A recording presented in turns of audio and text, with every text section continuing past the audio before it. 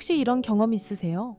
분명 어제 본 영상인데 머릿속에 하나도 안 남는 거. 반대로 자기 전에 슥 봤던 짧은 글귀가 며칠째 떠오를 때도 있죠. 사실 이건 우연이 아니에요. 잠들기 직전 5분은 뇌가 가장 조용히, 가장 깊게 정보를 새기는 시간이거든요. 오늘은 왜 그 5분이 당신의 1년을 어쩌면 인생을 바꿀 수 있는지 이야기해 볼게요. 먼저 뇌의 입장에서 생각해 볼까요? 우리가 깨어있는 동안 뇌는 수많은 정보를 받아들이지만 그걸 바로 저장하진 않아요. 마치 책상 위에 메모지가 잔뜩 쌓여 있는 상태죠. 이걸 서랍에 정리해 넣는 작업이 바로 잠자는 동안 일어나요. 과학자들은 이걸 기억 공고화라고 부릅니다. 어렵게 들리지만 쉽게 말하면 뇌가 그날의 메모를 분류해서 장기 보관함에 옮기는 과정이에요. 그런데 여기서 중요한 포인트가 있어요. 뇌는 마지막에 본 것을 우선적으로 정리하는 경향이 있다는 거예요. 잠들기 직전에 들어온 정보는 다른 잡음에 묻히지 않은 채 깨끗하게 저장될 확률이 높아져요.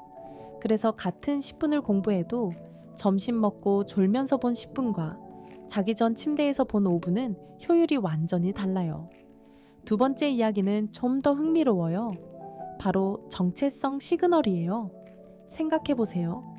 매일 자기 전에 짧게라도 새로운 지식을 접하는 사람과 매일 자기 전에 자극적인 영상만 스크롤하는 사람. 1년 뒤 두 사람의 자아인식은 완전히 달라져 있을 거예요. 우리 뇌는 반복되는 행동을 이게 나야 라고 해석하거든요. 하루에 단 5분이라도 나는 배우는 사람이다 라는 신호를 자기 자신에게 보내면 그 정체성은 차곡차곡 쌓여요. 그리고 정체성이 바뀌면 낮 시간의 선택도 자연스럽게 바뀌기 시작하죠. 세 번째는 복리의 힘이에요. 5분이라고 하면 너무 작게 느껴지죠. 하지만 1년이면 7, 8, 6, 2, 5분, 약 30시간이에요. 거기에 잠자는 동안 정리되는 효과까지 곱하면 실제 학습량은 그 이상이에요. 더 중요한 건 매일 같은 시간에 반복되는 작은 습관은 의지력을 거의 쓰지 않는다는 점이에요. 헬스장에 가는 건 결심이 필요하지만 양치하는 건 결심이 필요 없잖아요. 자기 전 5분 학습이 그 양치 레벨이 되는 순간 성장은 그냥 자동으로 일어나요. 자, 정리해볼게요. 잠들기 전 5분이 특별한 이유는 세 가지예요. 첫째, 뇌가 가장 잘 저장하는 골든타임이라는 것. 둘째, 나는 어떤 사람인가라는 정체성을 매일 새겨준다는 것. 셋째, 의지력 없이도 복리로 쌓인다는 것. 이 채널을 자기 전에 한 편씩 보는 분들이 많다고 들었어요.